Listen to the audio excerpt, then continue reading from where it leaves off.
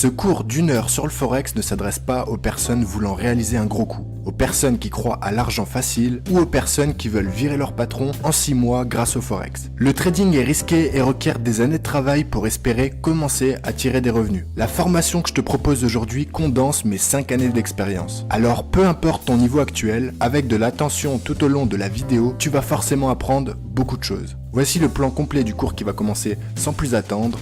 Bon visionnage.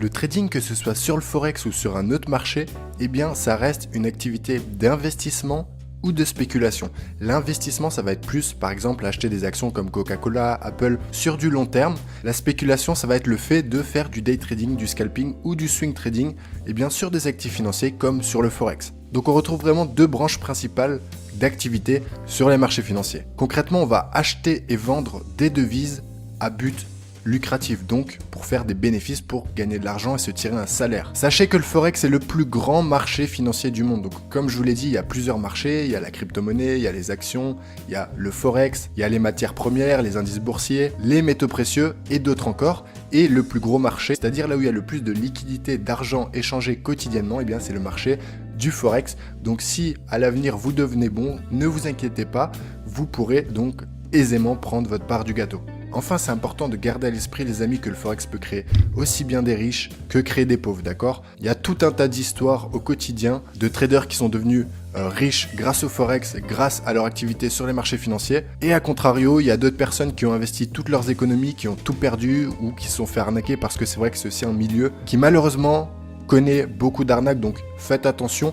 En tous les cas, c'est une activité qui peut vous emmener très loin, mais qui par contre, si vous n'avez pas la tête sur les épaules et la bonne psychologie, eh bien, peut vous ruiner, peut vous mettre en dépression.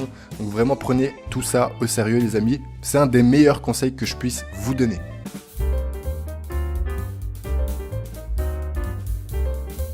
Concernant les instruments majeurs que vous allez retrouver sur le Forex, eh bien, deux grandes familles. D'un côté, les paires Forex mineurs et les paires Forex majeurs. Il y a également une troisième famille qu'on aurait pu ajouter, qui sont les paires de Forex exotiques. Maintenant, pour les deux principales, eh bien, en mineur, on va avoir tout ce qui va être euro contre la livre sterling, euro contre le dollar australien, livre sterling contre le yen japonais, dollar néo-zélandais contre le yen japonais par exemple. Il y en a beaucoup d'autres. Pour les paires de Forex majeures, eh bien, on aura l'euro-dollar, la livre contre le dollar contre le dollar canadien, le dollar américain contre le franc suisse par exemple. Également, il y en a plein d'autres.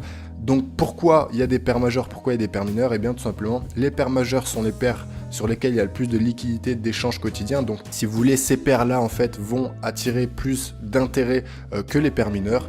Toutefois, il y a des opportunités sur toutes les devises monétaires sur le Forex et également sur les paires exotiques.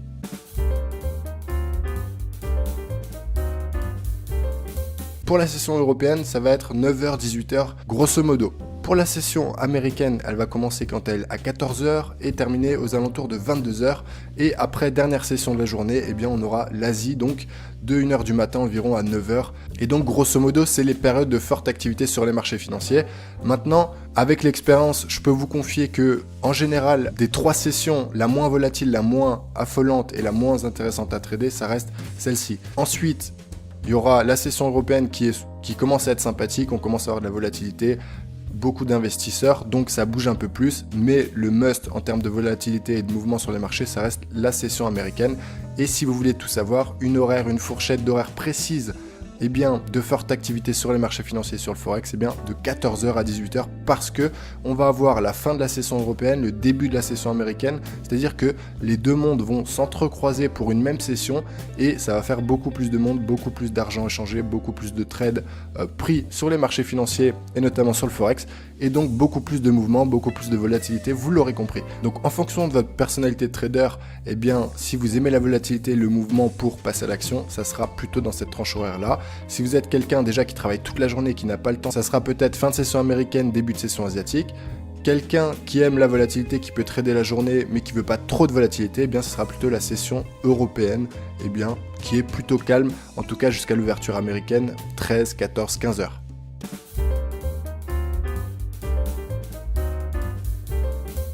Je vous ai répertorié ici 16 mots importants à connaître dans le jargon du trading. Si vous êtes totalement débutant, eh bien ça va vous servir. Si vous avez quand même un peu d'expérience, que vous connaissez tous ces mots, vous pouvez passer à l'étape suivante.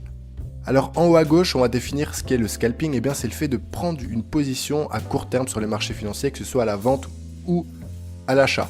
Le swing trading, quant à lui, ça va être une position un peu plus long terme, donc ça va être souvent plusieurs jours, voire plusieurs semaines, voire plusieurs mois, donc des positions un peu plus long terme, d'achat ou de vente, pareil, par exemple sur l'euro-dollar, sur la livre contre le franc suisse, etc., etc. Le day trading, ça va être le juste milieu entre les deux, donc souvent des positions à la journée qui peuvent s'étendre légèrement sur 1, 2, voire 3 jours. Quand on dit qu'on est long sur un marché financier, c'est-à-dire qu'on est à l'achat et qu'on pense que le marché donc va monter. On passe ensuite à la bulle suivante. Une position, ça veut tout simplement dire qu'on a un trade, qu'on a soit un achat, soit une vente, encore une fois sur l'euro-dollar, peu importe la devise. L'analyse technique, ça va être le fait d'analyser un graphique au préalable, eh bien avant de prendre une décision d'achat ou de vente. On va détecter des tendances, des zones de prix, on va utiliser certains indicateurs techniques, on va essayer de dresser un schéma global de l'actif en question pour en tirer une action finale qui sera un achat ou une vente. L'analyse fondamentale, c'est l'analyse économique, par exemple du dollar, de l'euro, etc., qui vont vous aider eh bien, en complément, selon moi, à prendre une décision sur un achat ou sur une vente sur les marchés financiers.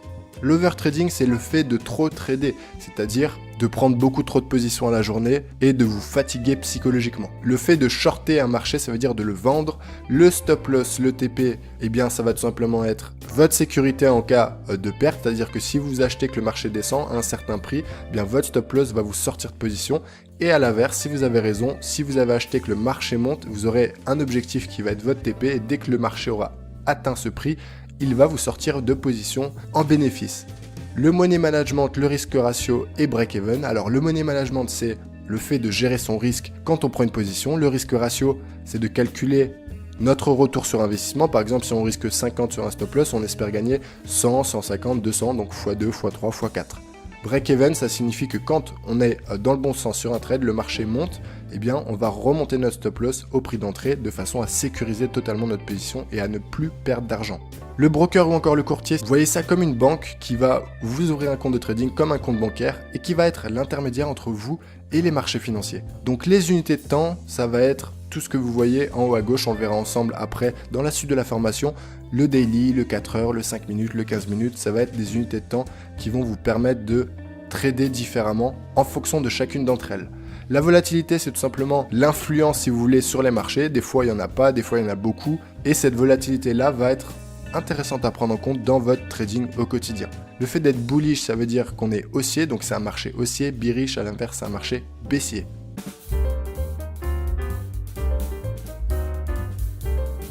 Concernant les acteurs principaux sur le Forex, on va retrouver deux grandes familles encore une fois. D'un côté, les investisseurs particuliers comme moi, comme vous. Également les investisseurs professionnels, donc ça va être plutôt les banques que vous connaissez tous en Europe, en France, aux États-Unis. Et grosso modo, nous, on va être les petits poissons parce qu'on va, même pour les banques, avoir des capitaux quand même assez limités, même si c'est plusieurs milliards, ok? Donc ça va de quelques milliers d'euros à plusieurs milliards, c'est ce que je vais appeler les petits poissons.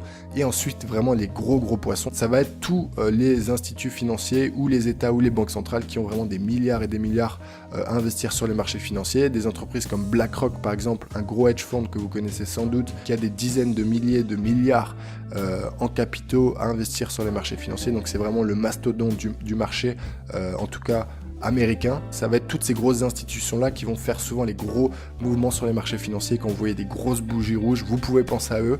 Et donc l'idée, nous, dans notre trading, ça va être vraiment de se mettre du côté des personnes qui font la décision. Et si vous arrivez à suivre ces personnes, eh bien, vous gagnerez de l'argent. Donc ça, encore une fois, on le verra plus tard dans tout ce qui va être analyse technique, stratégie trading que je vais vous dévoiler, vous offrir. Il y a des façons, si vous voulez, en fait, techniques sur un graphique de trading, que ce soit sur l'euro-dollar ou d'autres paires de devises, eh bien, de comprendre où sont ces gros poissons et de se mettre dans le même sens qu'eux.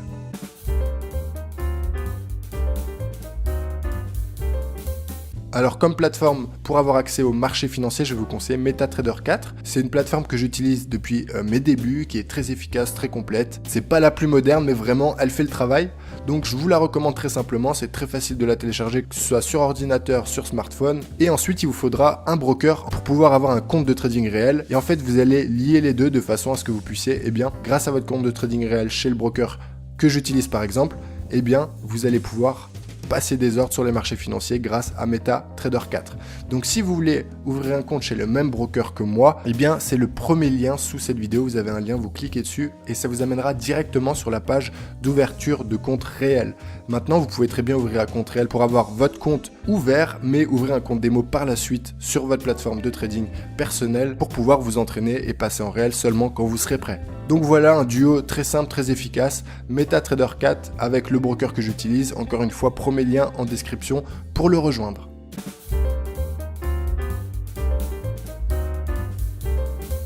Le trading sur le Forex implique un risque élevé et ne convient pas à tous les investisseurs.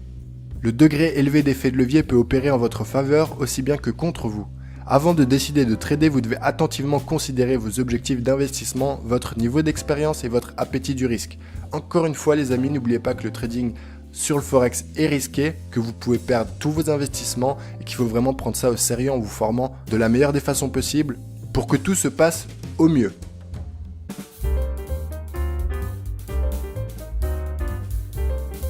Pour que vous compreniez bien comment on utilise les pips, comment on les calcule sur les marchés financiers et sur le Forex, j'ai décidé de vous prendre l'exemple d'un capital 2000 € au départ, ok? Donc imaginons que vous avez ce capital 2000 € au départ et maintenant on va imaginer que vous preniez des positions à 0,10 sur MetaTrader 4 chez n'importe quel broker, c'est comme ça si vous utilisez cette application et qu'en prenant cette taille de levier de position, que pour 10 pips parcourus sur les marchés, que ce soit dans votre sens ou pas dans votre sens, ça vous coûte 10 € ou ça vous rapporte 10 €. Imaginons maintenant que là vous avez vendu, ok? Vous avez vendu à 1,01, ok? Et imaginons que vous avez pris vos bénéfices ici. Donc vous avez pris vos bénéfices ici à la vente et ça vous fait donc à peu près ici, on est à 0,99 600, on va arrondir encore une fois, donc 0,99 600. Ça vous fait donc une vente à 50 points et ayant pris ce levier, ça vous fait 50 € de bénéfices. Ok, donc là sur ce trade, vous gagnez 50 €. Maintenant, si vous aviez placé votre stop loss, admettons, ici au-dessus des deux mèches à 1,0260, vous aviez un stop loss à 100 points. Ok, et donc un stop loss à 100 points ici avec le levier que je vous ai proposé, ça vous aurait coûté tout simplement 100 €. Ok, donc sur 1000 €, si vous perdez 100 €, vous perdez 10% d'un coup du capital. Donc, il y a deux possibilités pour rester dans la marge des 2% de stop loss que je vous recommande. C'est soit vous mettez un stop loss plus court, ou soit vous n'utilisez pas ce levier là, qui est peut-être un peu trop élevé encore, mais vous mettez des positions à 0,05, ok? Ce qui veut dire que si là, même avec le stop loss à 100 points, vous perdez 50 €, ce qui fait plus 10 mais 5% du capital, ce qui est encore élevé. Donc si vous arrivez à placer des stop loss à 50 points avec ce levier là, vous rentrez dans vos frais, vous perdez maximum 20 à 25 € et de cette façon vous respectez les 2-3% maximum de pertes sur un trade sur votre capital de départ de 1000 €. Et une fois que votre capital de départ va grossir avec le temps et avec l'expérience, vous pourrez augmenter votre taille de position en levier ici, ce qui vous fera de plus gros bénéfices. Et vous pourrez aussi supporter en tant que 2% sur votre capital qui sera plus gros, des plus gros stop loss en termes de pertes.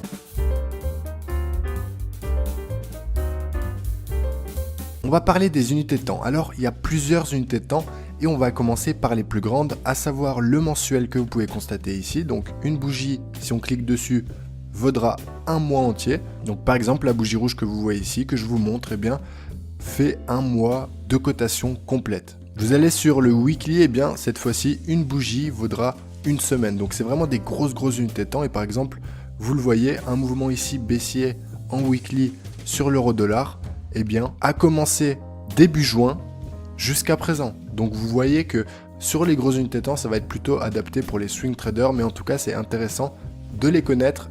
On en parlera plus tard pour toutes les raisons qui sont très bénéfiques. Ensuite, vous allez avoir le daily, là ça commence à être un peu plus petit comme unité de temps, donc une bougie égale un jour. Donc chaque bougie que vous voyez devant l'écran, qu'elle soit rouge ou haussière verte, eh bien vaut un jour de cotation. C'est une unité de temps personnellement que je vais beaucoup utiliser dans mon analyse technique. Ensuite, si on descend, on aura tout ce qui est 4 heures, 3 heures, 2 heures, 1 heure, donc principalement le 4 heures, le 1 heure qui sont très utilisés, et ensuite ça sera en minutes, donc par exemple le 30 minutes, donc là littéralement, cette bougie que vous voyez ici par exemple, énorme, impulsive, très baissière, eh bien fait 30 minutes.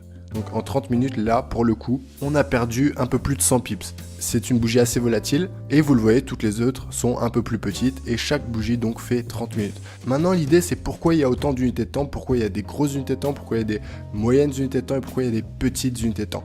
En fait, si vous voulez, les plus grosses unités de temps vont surtout être pour le swing trading globalement, celle-ci pour le day trading et celle-ci pour le day trading mais aussi pour le scalping.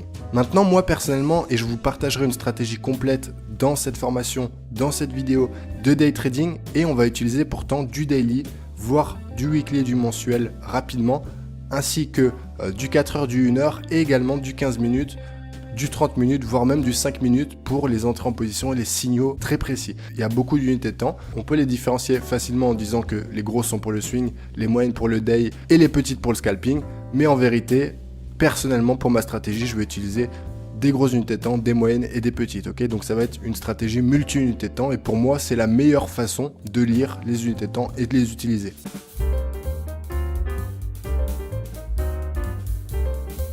Alors sur le marché, il y a 3 types de tendances principales et on va commencer par la première qui est une tendance tout simplement neutre, soit un range. Tout simplement, c'est une phase comme ça de marché très plate. Le prix va se balader entre deux zones de prix. Il va tout simplement rebondir. Il va passer de la zone basse à la zone haute et il va faire des allers-retours comme ça entre ces deux zones de prix. Alors pour tracer plus justement un range, on met bien une zone et non une ligne fixe parce que un support, une résistance est toujours une zone de prix et non une ligne fixe. Ça vous évitera bien des erreurs comme ça, de fausses cassures ou de mèches en traçant vos supports et résistances de cette façon. Et vous le voyez, là on a une première phase de marché donc qui est plate et qui est en fait sans tendance. Donc ça c'est vraiment le type de marché que moi personnellement je vais éviter. Il y a des stratégies trading pour ce type de marché. L'achat par exemple du bas de la zone, la vente du haut de la zone selon la tendance précédente. Maintenant c'est pas, je trouve, la façon de trader le plus rentable. Ensuite on va avoir une deuxième phase de marché en tendance cette fois vraiment nette qui va être une tendance baissière. Donc la tendance baissière elle est très simple à reconnaître avec la loi de dos également. En fait le marché dans une tendance baissière va faire des points hauts de plus en plus bas. Ok, vous pouvez le constater comme ça sur le graphique. Des points hauts de plus en plus bas et des points bas de plus en plus bas également. Ok, en gros c'est ça. Et évidemment, pour chaque tendance, ça sera plus ou moins propre et plus ou moins respecté, mais une tendance baissière fortement marquée stipule que les points hauts sont de plus en plus bas, les points bas sont de plus en plus bas. Et la tendance n'est pas remise en cause tant que l'ancien point bas, par exemple ici, n'est pas cassé à la hausse. Donc là, vous le voyez, on a fait la phase de range sur l'ancien point bas comme par hasard. Et après, malgré une fausse cassure ici, on a continué de descendre. Enfin, dernière phase de marché, ça va être la tendance fortement marquée, haussière cette fois. Et pareil, la loi de dos, les points bas sont de plus en plus hauts dans une tendance baissière. Ok. Et les points hauts sont également de plus en plus hauts dans la tendance haussière. Donc voilà les 3 types de tendances que vous retrouverez tout le temps sur les marchés financiers. Et comme vous l'aurez compris, pour ma part dans mon trading personnel, je vais m'intéresser soit à la tendance haussière, soit à la tendance baissière.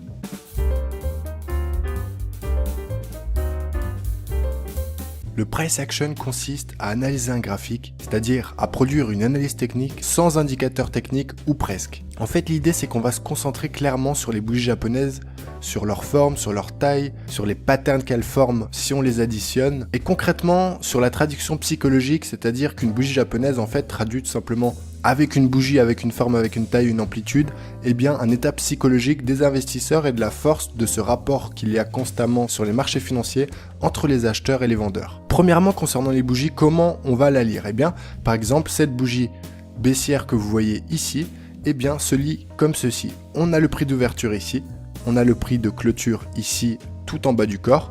On a le plus bas ici sur la mèche basse et on a le plus haut sur la toute petite mèche haute.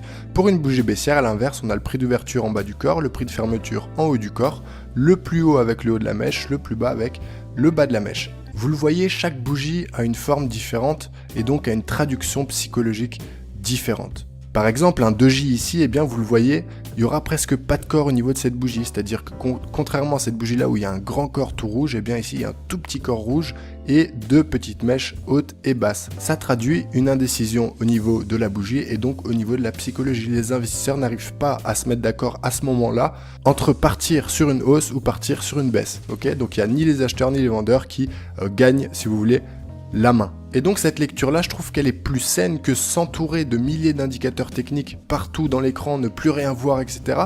Parce qu'en fait, finalement, vous allez avoir l'information la plus juste, c'est-à-dire l'information de la psychologie des investisseurs et du combat qui se mène seconde après seconde sur les marchés financiers entre acheteurs et vendeurs. Si vous apprenez à voir derrière une bougie japonaise, eh bien, l'aspect psychologique des investisseurs, eh bien, votre trading s'améliorera si vous avez déjà commencé, et si vous commencez tout juste, eh bien, vous partirez sur les bons rails. Ça sera beaucoup plus facile tout simplement parce que les indicateurs techniques vous donnent certes des informations judicieuses parfois et pour certains indicateurs, mais souvent en retard. Et la façon dont les traders débutants généralement utilisent les indicateurs techniques les plus connus, eh bien, n'est pas bénéfique. Également, le price action va permettre de détecter des patterns. Par exemple, regardez ici quand on est en tendance sur un marché. Ici, on est en tendance donc baissière. Et le price action, donc les bougies japonaises, vont former des patterns de continuation de tendance parce qu'on est en tendance baissière. Ça aurait été la même chose en tendance haussière. Tant qu'on est en tendance, on va retrouver sur les marchés des patterns de continuation de tendance. C'est par exemple un fanion, un drapeau, appelez-le comme vous voulez ici. On a un mouvement baissier et le marché stabilise. Le marché fera toujours des pauses lors de sa tendance. Et c'est souvent là qu'il y aura les pièges, dans le sens où il y a des gens qui vont se dire c'est le point bas, on va acheter. Il y a des gens qui vont se dire non, il y a la tendance qui a commencé, on ne fait pas de contre-tendance, donc on continue. Et ce combat-là va donner lieu à une cassure au bout d'un moment, soit par le bas, soit par le haut. Et souvent, quand une tendance en tout cas est solide, eh bien, les statistiques sont pour que la tendance se poursuive après les fameuses patterns de continuation de tendance. Et comme on est en 4 heures, eh bien parfois elles sont petites. Mais dans tous les cas, dans une tendance, vous avez tout le temps ces fameuses patterns de continuation et à chaque fois, eh bien vous le voyez, en tout cas quand la tendance est forte, le marché poursuivra le sens de sa tendance précédente. On retrouve aussi à contrario des patterns de retournement de tendance grâce au price action. Vous le voyez ici, à nouveau, on vient d'une forte tendance baissière, très impulsive, avec quelques pauses dans la tendance. Vous le voyez, on peut facilement tracer des patterns de continuation de tendance ici à nouveau. On va prendre le temps de le faire ensemble, comme ça vous comprenez bien la mécanique. Et vous le voyez, à chaque fois on a la pattern, la cassure, la continuation. La deuxième impulsive, la pattern, la cassure et l'impulsion. Okay, c'est tout le temps comme ça. Et là, on va s'intéresser non pas sur les patterns de continuation, mais bel et bien sur une pattern de retournement de tendance, ce qui peut être très utile également pour votre trading. Vous le voyez ici en bas, on va former le fameux double bottom très connu qui prend la forme en fait d'un W avec deux jambes. Vous allez avoir le marché qui va former deux jambes de baisse puis qui va casser sa ligne de coup pour repartir dans l'autre sens. Vous le voyez, on a donc ce fameux W avec une jambe de baisse, une deuxième jambe de baisse. On peut symboliser la ligne de coup à peu près à ce niveau-là. Ce n'est autre en fait qu'une résistance qui est en fait après ce point bas l'ancien point haut. Donc si on vient sur cette deuxième jambe là de baisse casser l'ancien point haut, au niveau de la loi de dos on inverse la tendance baissière et donc on donne place à un nouveau cycle. Et ça symbolise aussi en pattern technique par le fameux double bottom, très répandu, très connu. Et d'ailleurs méfiance avec ces patterns quand même parce que les grosses institutions savent que les traders débutants en raffolent et piègent parfois, c'est-à-dire font ce genre de pattern pour continuer finalement la tendance. Donc aucune pattern n'est magique, aucun indicateur technique sur les marchés non plus n'est magique, rien n'est magique, c'est que du bon sens, de la réflexion et se mettre à la place des autres.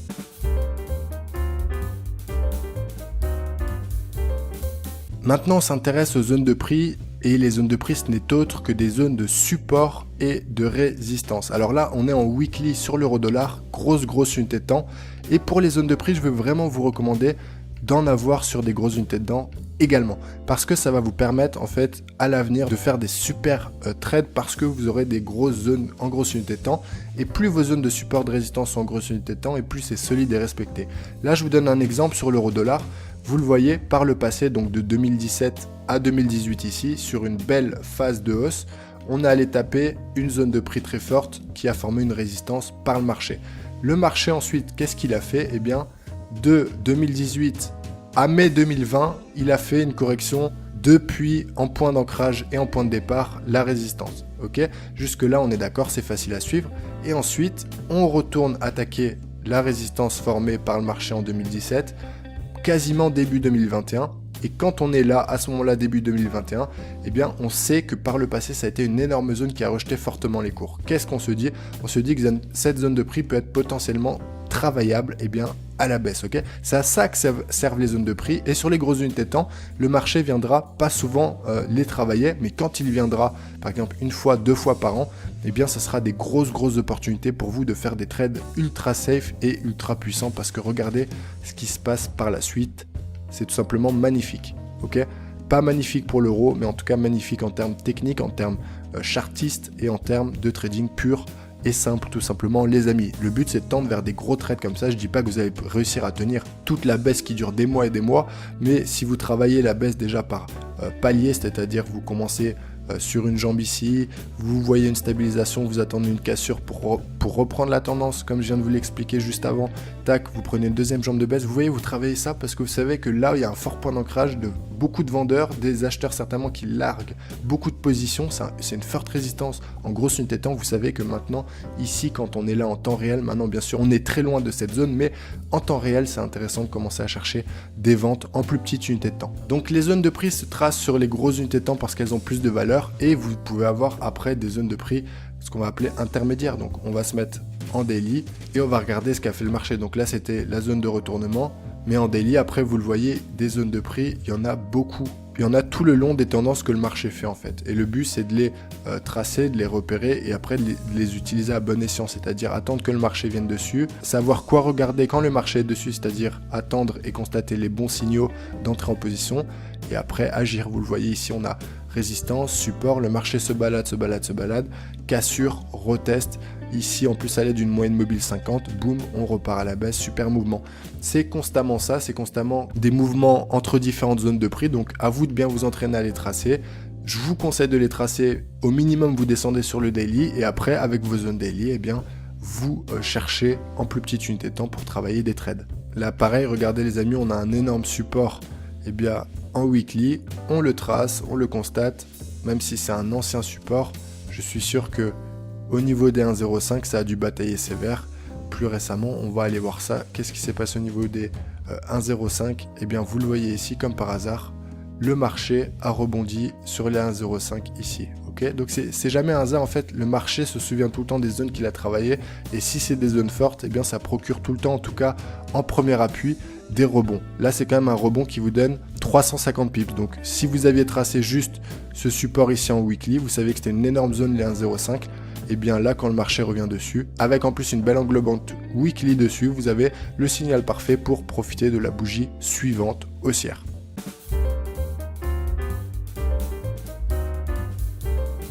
Concernant le peu d'indicateurs techniques que j'utilise, parce que vous l'aurez compris, je suis grand partisan du price action comme je viens de vous l'expliquer, eh bien premièrement il y aura quand même la moyenne mobile 50 que vous voyez ici en bleu à l'écran, qui va me servir à suivre la tendance et à me servir des rebonds sur cette moyenne mobile pour suivre et rentrer dans la tendance également. Vous le voyez à quel point c'est efficace ici.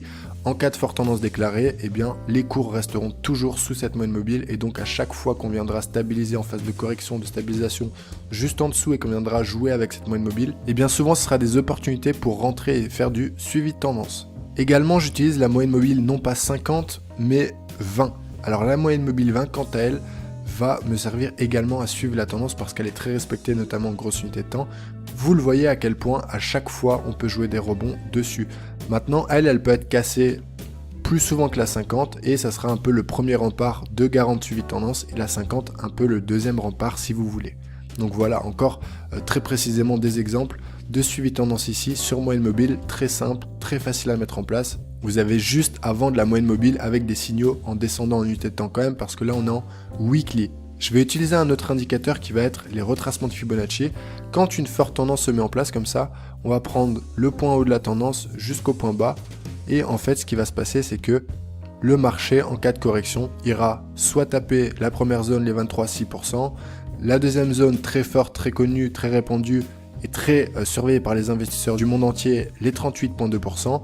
Une autre également très connue et très respectée par les traders, les 50%, et enfin, dernier rempart, les 61,8% qui doivent garantir la tendance.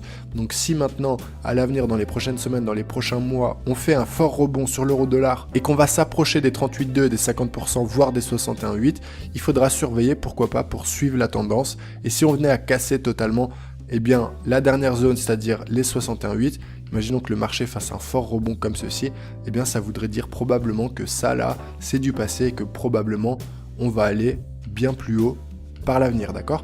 C'est un peu comme ça que j'utilise Fibonacci, très concrètement, très simplement. Je vais l'utiliser quand une forte tendance se déclare, eh bien pour trouver des points de reprise de la tendance tout simplement. Enfin, dernier indicateur que je vais utiliser souvent, c'est le RSI. Et le RSI va me servir dans pas mal de situations. Je vais vous résumer lesquelles. Déjà, au niveau des paramètres, la périodicité, je ne mets pas 14, je mets 21 parce que je le trouve plus juste. Et il y a moins de faux signaux de cette façon. Au niveau du style, on va enlever ça. Le reste, on est bon. Et on va valider.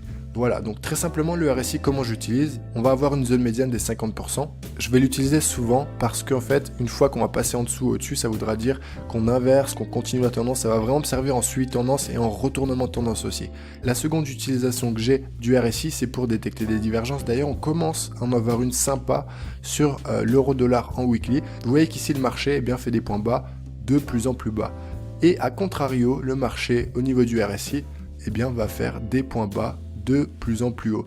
Vous le voyez, ça peut traduire un essoufflement du marché, peut-être qu'on est déjà beaucoup descendu en effet, que les investisseurs commencent à se dire attention, on travaille les 1, c'est peut-être pas une bonne idée de passer en dessous, on est peut-être beaucoup descendu, est-ce qu'on ferait pas un rebond avant, pourquoi pas après une baisse plus profonde encore? Mais là, en tout cas, le RSI nous montre un essoufflement. Et ça, c'est les premiers signaux de potentiel retournement à venir. Donc à surveiller, ce n'est absolument pas un conseil d'investissement, c'est juste la traduction qu'on fait d'une divergence et l'utilisation que j'en ai. Vous voyez également qu'il y a des zones de surachat et de survente sur le RSI, je les utilise personnellement pas, je trouve que c'est pas très judicieux, à part en grosse unité de temps comme en weekly, vous voyez dès qu'on s'approche des 70% quand même, eh bien c'était ici, on va avoir un rejet des prix. Également ici, là on est au niveau des 30, donc à voir si on remonte, mais en tout cas je n'utilise pas trop cette façon de faire parce que sur les plus petites unités de temps, en tout cas, c'est pas très respecté, d'accord? C'est-à-dire que vous pouvez rester longtemps en surachat, longtemps sur vente, et donc c'est pas très raisonnable de trader de cette façon, c'est un peu trop hasardeux je trouve. Regardez par exemple ici, même en weekly, vous voyez qu'ici on fait un point haut sur le marché, il est ici, et vous voyez qu'on fait un deuxième point haut plus haut que le précédent sur le marché, plus haut de 500-600 points quand même. Et ici on est au même niveau, donc là c'est pareil, c'est une divergence magnifique. Alors là, la divergence sur le RSI, elle sera plate, mais on la considère comme baissière, puisque là, c'est pour un retournement baissier, ok? Mais en tout cas, vous voyez qu'au niveau du surachat, on y reste un moment. On ne monte pas plus haut dans le surachat ici, alors qu'ici, on est beaucoup plus haut. Donc si on a acheté ici, on a l'impression eh bien, d'être au même niveau ici, alors que là, on est en perte de 600 points quand même.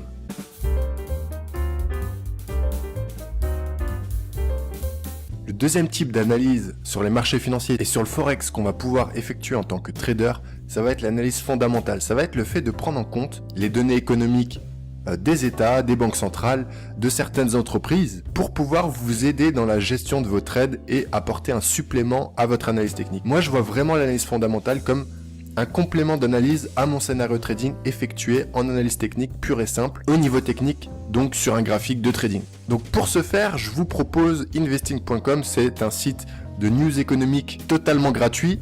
Et ce site, ce qui est intéressant, c'est qu'il va vous proposer un calendrier économique. On va d'ailleurs aller le voir tout de suite.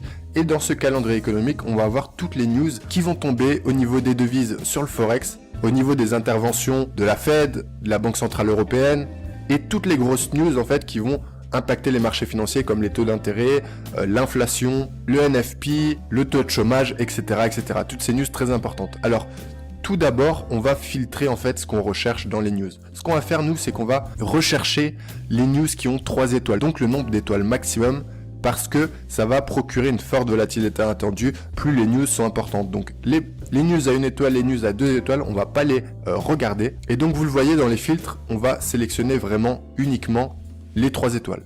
On applique et on va s'intéresser par exemple aux news de la semaine prochaine et voir s'il y a des grosses news très importantes.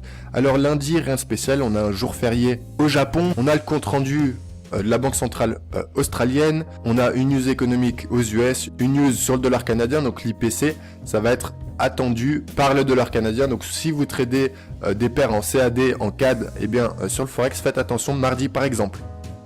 Mercredi, vous le voyez, beaucoup d'annonces économiques au niveau du dollar. D'ailleurs, c'est souvent les annonces économiques au niveau du dollar qui vont impacter fortement les marchés financiers parce que par exemple sur le Forex, la paire qui est la plus tradée et la plus suivie, ça va être l'euro contre le dollar. Donc mercredi, on va avoir les ventes de logements, on va avoir comme chaque semaine le stock de pétrole brut. Ça, c'est à suivre chaque semaine si vous tradez le pétrole. On va avoir des projections économiques FOMC mercredi à 20h, le communiqué également à 20h. On va avoir les décisions de la Fed sur les taux d'intérêt à 20h et à 20h30, la conférence de presse. Donc là, par exemple, à 20h, mercredi, il risque d'avoir beaucoup de volatilité sur les marchés financiers parce qu'il y a 4 grosses news, si vous voulez, en même temps. Il va y avoir des comptes rendus, des conférences de presse et des décisions importantes, notamment sur les taux d'intérêt pour essayer et tenter d'endiguer, de contrer l'inflation. Donc voilà un très bel exemple de news économiques qui arrivent la semaine prochaine et qui sont très importantes en 3 étoiles. Jeudi, c'est un peu plus calme, on a quand même les inscriptions au chômage hebdomadaire au niveau des Américains, donc c'est à suivre quand même. Et vendredi, on termine à 20h par un discours de la Fed de Jérôme Powell. Donc pareil, news importante à suivre.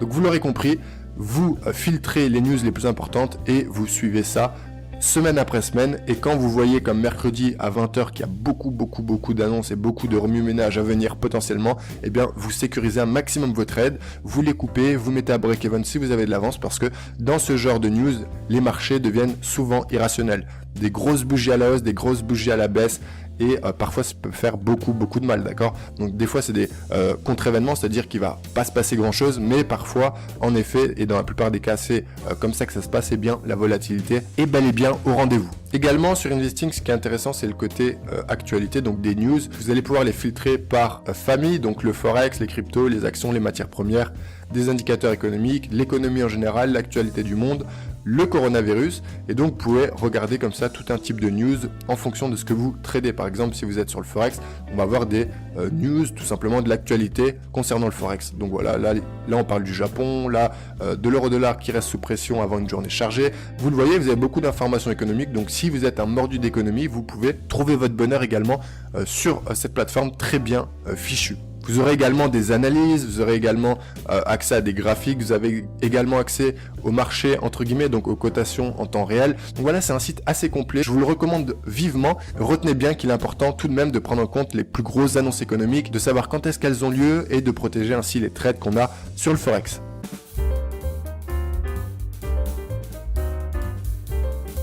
Alors première étape de la stratégie, ça va être de choisir un actif qui est fortement en tendance, qu'elle soit baissière ou haussière.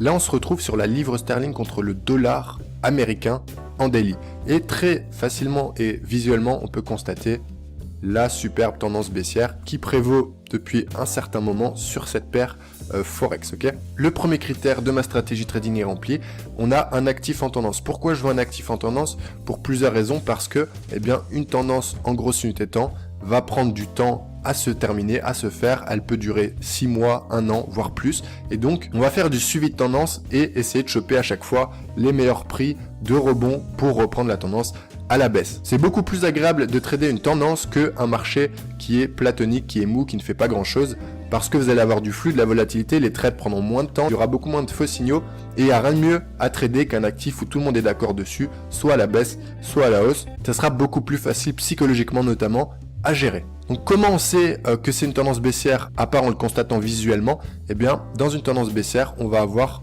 des points hauts de plus en plus bas. Ok, on va le constater ensemble. Donc, premier point haut, deuxième point haut, le troisième à peu près ici. On va en avoir un gros quatrième à peu près à ce niveau-là. Enfin, un autre ici, encore un ici, et on va mettre le dernier récent quant à lui ici. Donc ça c'est les points hauts et vous voyez qu'ils sont de plus en plus bas. Les points bas également sont de plus en plus bas. Ok, donc on en a un ici, un deuxième là, un troisième ici, un quatrième juste un peu plus bas ici. Vous voyez à quel point la loi de dos est respectée quand on a une forte tendance marquée. Et quand on a une forte tendance marquée et que la loi de dos est aussi bien respectée, je vous assure que c'est beaucoup plus simple de trader. C'est vraiment les actifs magiques à trader quand ça se passe comme ça. Donc voilà pour la tendance déclarée, c'est assez clair de cette façon. Et nous maintenant l'idée, comme je vous l'ai dit, ça va être de suivre cette tendance et donc de pas faire de contre-tendance, de pas essayer de racheter, même si vous le voyez, on a des phases d'impulsion à la baisse et on va avoir tout du long des phases de correction. Ok, on va avoir des petites phases de stagnation / correction et nous on va pas se faire piéger à essayer de racheter là en se disant que c'est un point bas. On va au contraire tenter de reprendre la tendance, d'accord? On va essayer nous de reprendre la tendance à contrario parce que les probabilités vont dans ce sens-là.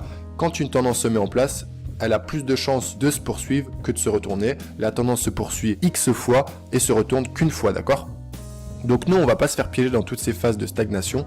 Il y en a beaucoup, il y a des rebonds à jouer certes, mais c'est beaucoup plus risqué. Nous, ce qu'on va faire, c'est qu'on va attendre les corrections comme ça et on va continuer à vendre à la cassure des corrections et des rebonds, ok? Donc à chaque fois, ça va se produire. On rentrera plus dans le détail après concernant les signaux, mais en tout cas, c'est l'idée, faire du suivi de tendance et mettre un maximum de probabilité de son côté de façon à augmenter ses chances de réussir ses trades. Une fois qu'on a déclaré notre tendance et trouvé un actif qui nous intéresse, la deuxième étape, c'est de trouver des zones potentielles d'intervention. Et pour ce faire, on va pas aller trop loin dans le passé, on va prendre cet exemple en temps réel quasiment, puisqu'il date de la semaine dernière sur les 4-5 dernières bougies ici. Qu'est-ce qu'on peut voir? On peut voir qu'on a un marché qui descendait fortement. On peut voir qu'on a une dernière phase de stabilisation, correction, rebond ici, ok? Et on peut voir qu'à peu près à ce niveau-là, c'est de nouveau le signal de vente. Mais en tout cas, ça c'était la dernière correction en drapeau avant le dernier mouvement baissier qu'on a connu là. Maintenant, qu'est-ce qui s'est passé? On a rebondi à nouveau récemment ici. On a rebondi pour 300 points quand même, donc c'est un beau rebond et on peut voir que le marché est venu buter sur cette moyenne mobile 20 que j'ai constamment sur mes graphiques et qui est aussi un garant de suivi de tendance. Donc vous allez avoir les points hauts à suivre et les points bas à suivre pour définir votre tendance, mais vous aurez également la moyenne mobile 20 qui vous servira, vous le voyez comment elle est bien respectée globalement, à savoir si le marché est toujours en tendance baissière ou s'il l'a retourné, d'accord? Donc là on voit que le marché a buté sur la moyenne mobile 20 et on voit qu'il a aussi buté sur une zone de prix très importante qui est tout simplement l'ancien support devenu désormais résistance. Ok, vous voyez ce support en bleu qui est assez clair, assez magnifique et c'est exactement sur ce support là que le marché a buté semaine dernière. Ce support là en fait c'est la zone de prix qui a stoppé un des derniers mouvements baissiers ici, ok? Donc il y a des achats ici, il y a du monde, il y a des sorties et des entrées de portefeuille, donc ça on considère que c'est une zone importante en daily et ça n'a pas manqué évidemment puisqu'on a buté dessus. Mais en tout cas nous au préalable quand on est ici, on sait que c'est l'ancien support qui a été cassé et quand on est à peu près ici sans qu'on ait eu encore le rebond, on sait que si le marché revient tester cet ancien support devenu résistance, il y a de fortes chances combinées à ça la moyenne mobile 20 que le marché continue sa tendance qui est baissière, je vous le rappelle, depuis un moment. Alors un moment le marché se retournera et inversera sa tendance baissière et sa loi de dos en cassant notamment cette zone de prix. Si le marché réintègre cette zone de prix semaine prochaine, semaine d'après ou le mois prochain et continue de monter, la tendance baissière que je viens de vous mettre en évidence sera globalement totalement remise en question. Donc deuxième étape les amis, une forte zone de prix sur laquelle on sait qu'on va pouvoir intervenir si le marché revient. Donc après quand on est ici, qu'on sait qu'il y a cette zone, on attend, on patiente un jour, 2 jours, 3 jours et au bout du 4e jour le marché vient faire une mèche sur la zone. Et après l'idée ça va être quoi? Ça va être de descendre en unité de temps pour trouver le signal parfait. Donc on va chercher les signaux dans la zone clé en plus petite unité de temps. Donc là on est en daily, on va déjà aller sur du H1 pour voir ce que ça donne et pour voir qu'est-ce qui s'est passé sur la zone les amis. Voilà, donc il n'y a pas besoin de mots, parfois une image vaut 1000 mots. Regardez cette bougie impulsive, énorme à la baisse qui fait 200 points en 1 heure. Et tout simplement c'est la mèche daily que vous voyez sur la zone. Je vous remonte la mèche daily pour que vous compreniez bien. Vous voyez ce rejet fort qu'il y a eu ici au niveau de la mèche sur la zone et la moyenne mobile 20, plus le corps également très impulsif rouge, ça correspond donc à cette phase de marché ici les amis. Donc là on a déjà le signal si on attend la clôture, ok, et si on est plus agressif qu'on n'attend pas la clôture parce qu'on voit l'impulsivité de la bougie. Le signal en horaire, il est à la réintégration de la moyenne mobile 20. Dès qu'on repasse en dessous de la moyenne mobile 20, c'est un signal. Dès qu'on casse à la baisse cette phase de stagnation, eh bien c'est pareil, c'est un signal. On réintègre un peu si vous voulez et on vient casser les anciens points bas. Donc on inverse une loi de dos en horaire, on a l'impulsivité, on réintègre la moyenne mobile 20. Si on met un RSI, je suis sûr qu'on repasse sous la zone de neutralité des 50%. Donc voilà le type de signal qu'on va rechercher. En 4 heures, qu'est-ce que ça donne? Bien, en 4 heures, vous le voyez, c'est aussi magnifique. On a la zone, vous voyez, on a eu le mouvement de cassure. C'est très bien respecté, je trouve, sur la livre contre le dollar. Parfois, sur certaines paires de Forex, vous avez de super belles choses à faire. Vous voyez qu'on a eu le mouvement qui a cassé l'ancien support, qui devient résistance en fait dès ce retest, parce que là on a un mouvement, retest et après le vrai mouvement. Donc là en fait dès le retest on comprend que cette zone là après éjection à la baisse deviendra désormais une résistance. On descend, on fait notre petit bout de chemin, on fait une espèce de phase de range ici un peu à plat comme ça, tac. Et après on repasse dessus, on va tester la nouvelle résistance du coup, la zone de prix dont je vous parle daily, et on met cette super impulsive. Donc si vous tracez votre zone daily en analyse technique au préalable, vous vous trouvez à peu près ici, vous laissez le marché monter sur votre zone et vous attendez le signal parfait, vous rentrez, stop loss sur les plus hauts, dès que vous avez de l'avance, stop loss break even, vous laissez courir le marché et c'est parti en fait. Et là vous pouvez même faire 2 trades, vous avez le premier mouvement ici, vous avez le retest sur la moyenne mobile 20 H4 et pareil ici là, la bougie ici rouge, c'est le signal de reprise baissière. Donc vous pouvez faire le gros mouvement, sortir complètement, attendre le rebond, ici vous attendez le signal. Si on va à cet endroit là, on va voir ce qui se passe en H1, vous voyez on a le mouvement, on a la correction et en H1 c'est vrai que c'est un peu plus mou, c'est pas super sympa, mais vous voyez que globalement le prix réintègre quand même à nouveau la moyenne mobile 20, on reste en dessous, on joue un peu, mais à chaque fois on fait des points bas de plus en plus bas, jusqu'à un dernier mouvement fortement baissier ici, qui va donner 100 points, ça peut être un day trading sympa. Donc tout de même, vous voyez la simplicité de cette stratégie, à pas se prendre la tête, on cherche une forte tendance qu'on va avoir en daily, en weekly, peu importe l'actif d'ailleurs. Ensuite, on va tracer notre zone de prix forte, ok? Donc là, on a analysé la tendance, on trace notre zone de prix potentielle sur laquelle on aimerait que le marché aille rebondir et qu'on puisse rentrer. Une fois que le marché est dessus, on va descendre en unité de temps. Et une fois qu'on par exemple en 1 heure, on peut même descendre en 15 minutes, en 30 minutes pour des signaux, il n'y a pas de souci. Eh bien, on est sur la zone, on attend le signal, on attend un maximum de signaux qui vont dans notre sens de scénario. Et après, on passe à l'action avec un bon money management de 2% sur le stop loss, un bon risque ratio, parce que si vous mettez le stop loss à 1,17,5, que vous rentrez à 1,16,8, vous avez un stop loss de 50, 60, 70 points. Et derrière, c'est pour aller chercher 100, 200 points. Donc vous avez un bon risque ratio, c'est respecté. Et les TP, ça se place tout le temps en fonction des zones suivantes. Donc là, si vous rentrez ici, vous savez que la grosse zone suivante de travail, vous le voyez, elle est ici. Donc vous allez tout simplement vous dire que vous sortirez de position, en tout cas une bonne partie, à peu près dans cette zone de prix, et vous le voyez que le marché y est allé sans problème, d'accord? Donc là, vous sortez et vous pouvez à nouveau rentrer à la cassure du range par le bas, ou quand on repasse sous la moyenne mobile 20 avec signaux en descendant en M15. Une fois que vous êtes en trade, les amis, c'est que de la psychologie, de la patience. Tant que le marché ne vous dit pas de sortir et n'inverse pas votre scénario, vous n'avez aucune raison de prendre vos bénéfices, parce que si vous sortez trop tôt, si vous prenez la mauvaise habitude de sortir trop tôt à 20-30 pips de bénéfices, vous allez laisser beaucoup trop d'argent sur la table. Et selon moi, devenir trader rentable en gagnant 10, 15, 20, 30 points maximum par trade, c'est vraiment compliqué parce qu'il va falloir en faire beaucoup. Et statistiquement, on va se tromper. Donc, vous allez réduire vos chances d'être rentable sur le long terme. C'est beaucoup plus fatigant psychologiquement de gérer beaucoup de trades à la journée que d'en faire un, voire deux. Mais ça va être des trades de qualité bien réfléchis en day trading avec une bonne analyse en grosse unité de temps en amont.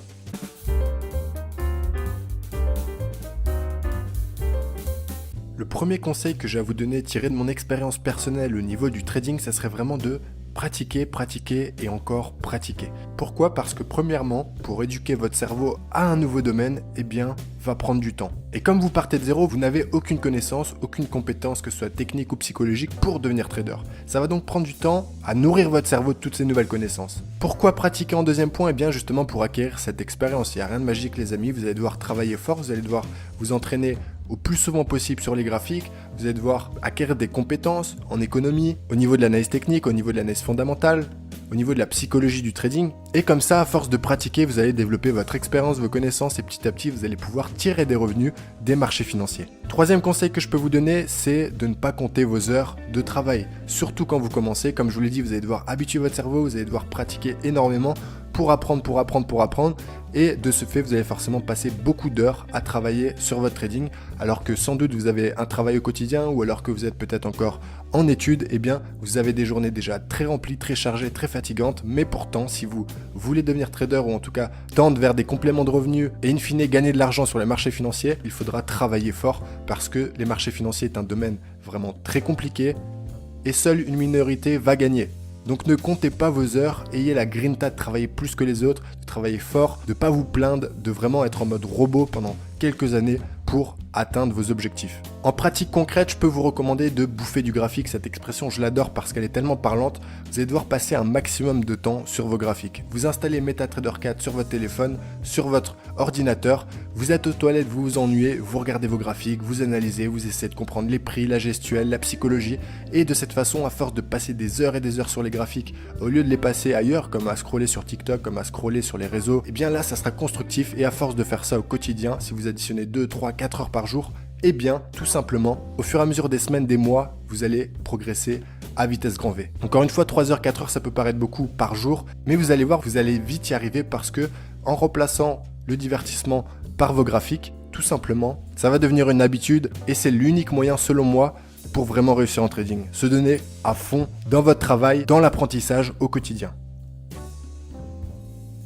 Deuxième conseil très important que je vais vous donner si vous débutez, c'est de travailler avec un broker de qualité. Alors comment on reconnaît un broker de qualité? Eh bien premièrement par sa régulation. Que ce broker soit régulé au niveau asiatique, au niveau européen ou au niveau américain, on s'en fiche entre guillemets, il faut simplement une régulation officielle du continent sur lequel le broker est installé. Ça me permet de faire le pont avec les zones de paradis fiscaux et souvent des brokers qui sont installés à Chypre et dans ce genre de paradis fiscal, eh bien sont à éviter tout simplement parce que souvent ça va être des arnaques, d'accord? Donc évitez tout ça. Si vous voulez plus d'informations, vous allez sur la liste noire des brokers faite par l'AMF, donc l'autorité des marchés financiers, et de cette façon vous verrez si le broker que vous utilisez ou le broker qui vous attire eh bien, est sur liste noire, donc à éviter.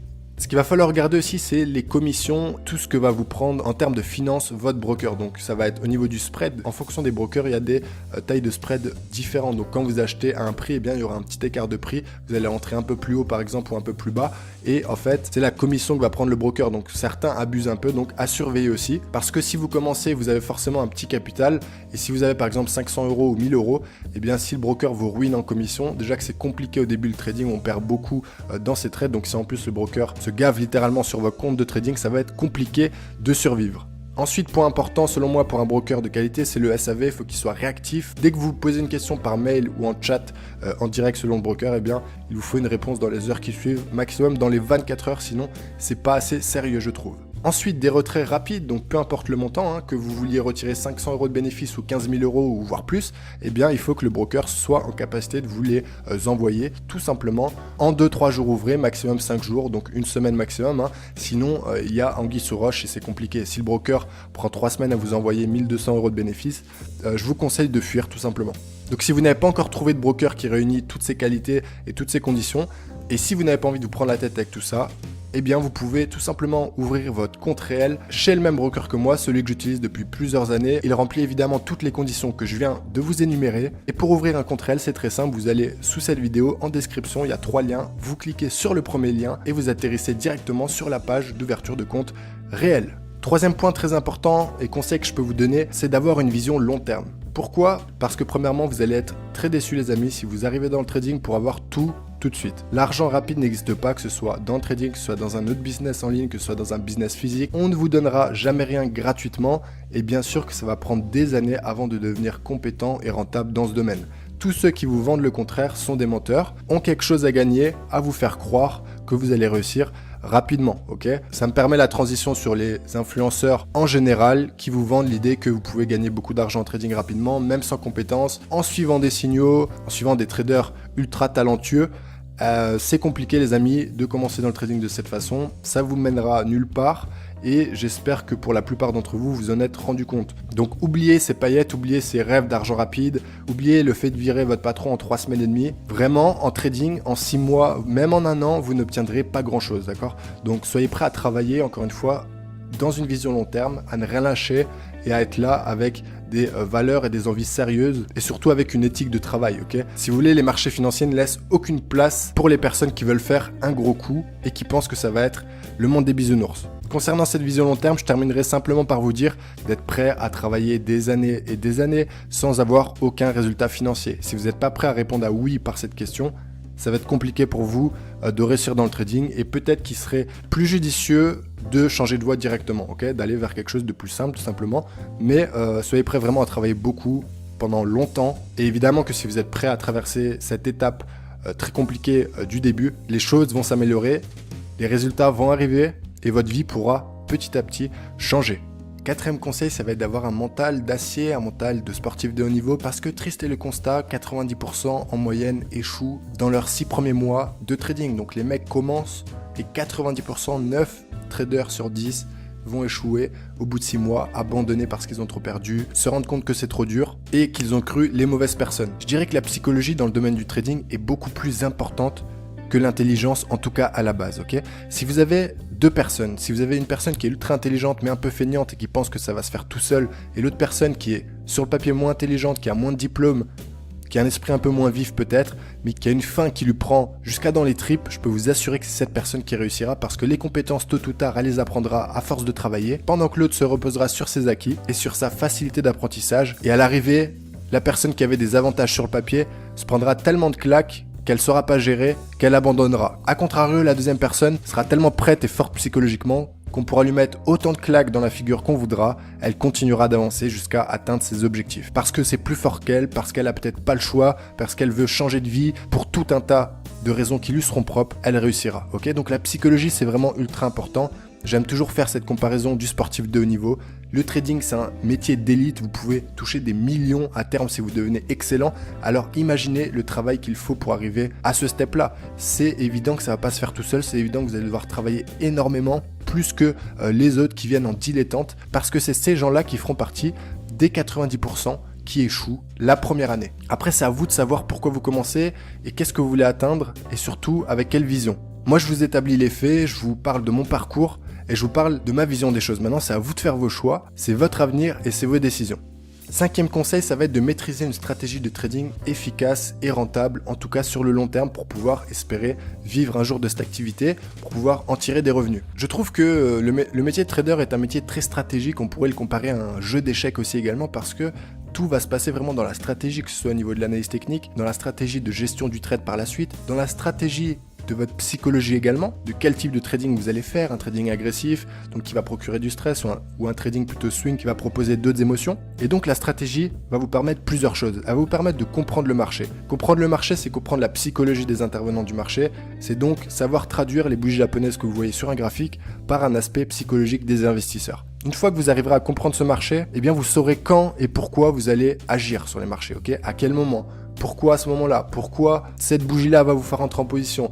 Pourquoi, à contrario, le fait que le marché ait cassé une zone de prix va vous faire vous abstenir et ne pas rentrer en position? Vous voyez, c'est vraiment toute cette gestuelle psychologique de savoir pourquoi on fait les choses, comment on les fait et quand on les fait. Et bien ça, c'est grâce à une stratégie qu'on pourra le faire. Vous allez pouvoir aussi tirer un contexte graphique global de l'actif que vous surveillez, que vous analysez, et ça va aider également à la compréhension de votre analyse technique. Une stratégie aussi va vous permettre d'avoir les principes fondamentaux de l'analyse éco comme je vous l'ai fait avant dans la formation, de connaître un peu quelles sont les news qui impactent les marchés, etc. Tout ça, ça fait partie aussi d'une stratégie de trading. Le plus gros avantage de la stratégie trading, évidemment, c'est de pouvoir gagner de l'argent in fine avec. C'est aussi de vous éviter de succomber aux émotions et aux biais cognitifs négatifs bien connus sur les marchés financiers liés à l'argent et à la psychologie humaine. Le fait d'avoir une stratégie rigoureuse qu'on respecte à la lettre, qui cadre vos actions, eh bien ça va vous éviter de faire des bêtises au moment où vous ressentez des émotions négatives que vous devriez mettre de côté. Maintenant, au début, c'est compliqué de gérer les émotions. Et d'ailleurs, ça va être le sujet du point suivant. La gestion du stress et des émotions, tout au long de votre carrière de trader, surtout au début évidemment, mais tout au long va être la partie la plus compliquée de votre métier. Je dis tout au long parce que même des traders professionnels dans des grosses banques américaines ou anglaises, eh bien, peuvent péter un plomb, tout perdre en 2 semaines et malheureusement se suicider après, créer des drames, des gros divorces. Et donc pourquoi ça se produit? Parce que en soi, la personne a 20 ans d'expérience, elle a déjà gagné des millions et des millions, elle sait ce qu'elle fait, elle connaît son métier sur le bout des doigts. Ça peut être que l'aspect psychologique qui fait dérailler la machine à un moment donné, d'accord? Donc c'est vraiment la partie la plus compliquée et la partie sur laquelle vous allez devoir être le plus attentif. Pour ce faire, quelques conseils et vous allez pouvoir tenir un journal de trading émotionnel. Quand vous serez un peu plus avancé dans votre activité de trading, eh bien vous pourrez noter pourquoi par exemple vous avez pris un trade par impatience, pourquoi vous êtes sorti trop tôt par impatience, pourquoi vous avez mis un peu trop de levier par cupidité. Vous allez pouvoir noter comme ça jour après jour vos émotions au moment T, celles qui vous ont fait agir sur les marchés financiers de quelque façon que ce soit, et petit à petit apprendre à vous connaître, apprendre à connaître vos réactions face à l'argent, face aux pertes, face au stress, face à la peur, face à la cupidité. Vous pourrez le relire et de cette façon corriger vos défauts psychologiques et émotionnels. Également, un autre conseil qui va être très important, ça va être de savoir vous relaxer, vous vider la tête, faire autre chose, quitter les écrans, parce que c'est vrai que le trading c'est stressant, c'est addictif aussi, ça vous procure une forte agitation mentale, ça vous procure beaucoup d'activités, donc au niveau des neurones, au niveau de votre psychologie, au niveau de toutes vos émotions corporelles, ça vous fatigue beaucoup. Donc si vous passez par exemple trop de trades, si vous faites un overtrading, etc., ça peut vous épuiser psychologiquement. Ça peut aller jusqu'au burn-out évidemment. Donc soyez vigilants sur le fait de savoir vous octroyer des pauses. Ça peut être après des bonnes performances de couper les écrans, de partir 2 jours en week-end pour vous récompenser, pour vous vider la tête, pour recharger les batteries. Ça peut être juste une balade en forêt, ça peut être une sortie en vélo, ça peut être, je sais pas, pour certains de la méditation. Trouvez vraiment ce qui vous relaxe, ce qui vous détend tous les jours. N'oubliez pas de prendre 1 heure pour vous. Et pour vous, vider la tête, c'est très important. Vous travaillez avec votre cerveau quand vous êtes trader, donc vous devez impérativement prendre soin de votre état psychologique global. Je vous conseillerais également de vivre les émotions négatives. Toutes celles qui y a à vivre, malheureusement, sont à vivre quand même pour un trader débutant, parce que de cette façon, vous allez pouvoir les comprendre, les vivre, les détester, mais surtout les corriger et apprendre à les maîtriser. Donc c'est vraiment le but, c'est un long chemin, c'est un peu une quête aussi de développement personnel si on veut quelque part. C'est que vous allez découvrir certaines émotions que vous ne connaissiez pas avant et vous allez devoir apprendre à les gérer, à les maîtriser, à les comprendre et surtout à ne pas succomber. Donc, parmi les principales émotions qu'on connaît en tant que trader débutant et même par après, eh bien on va avoir la frustration par exemple quand on sort trop tôt d'un trade parce qu'on a eu peur que le marché se retourne et qu'on voit que le marché après décolle littéralement, qu'on a laissé beaucoup d'argent sur la table, c'est très frustrant. Également quand on a un super trade, on a 200 points, 300 points, on ne se récompense pas et le marché retrace tout, finalement on n'a plus aucun bénéfice, c'est encore très frustrant. Tout ça c'est des émotions négatives qu'on vit surtout au début, mais qui sont dures à gérer et qu'on peut vivre aussi par la suite. En second point, on a l'impatience. Donc l'impatience, c'est souvent dû à la peur de manquer l'opportunité, ok ? Vous voyez un retournement de tendance qui est en train de se faire, vous allez souvent rentrer trop tôt parce que vous avez peur que le marché parte sans vous, et souvent c'est là que ça va mal se passer. Donc soyez patient également aussi pour garder vos trades quand vous êtes dedans, mais soyez patient pour attendre par exemple des zones de prix, soyez patient pour ne pas rentrer trop tôt en position, attendez vraiment les bons signaux et ne précipitez pas les choses. Enfin, eh bien, la cupidité, l'argent rapide, les rêves plein les yeux, l'excès de levier, in fine sur les marchés financiers, dû à la cupidité, eh bien, peut ruiner des comptes de trading. Faut être vigilant avec ça. C'est pas un mal en soi d'être ambitieux, d'être même rêveur, d'avoir de grands objectifs, même si c'est plusieurs millions, peu importe vos objectifs, qu'ils soient financiers ou autres. Vous pouvez les avoir et c'est très bien, ça peut être un excellent carburant, mais trouver le juste milieu entre avoir de gros objectifs, être ambitieux et être carrément cupide, parce que la cupidité peut vraiment vous emmener très très bas sur les marchés financiers.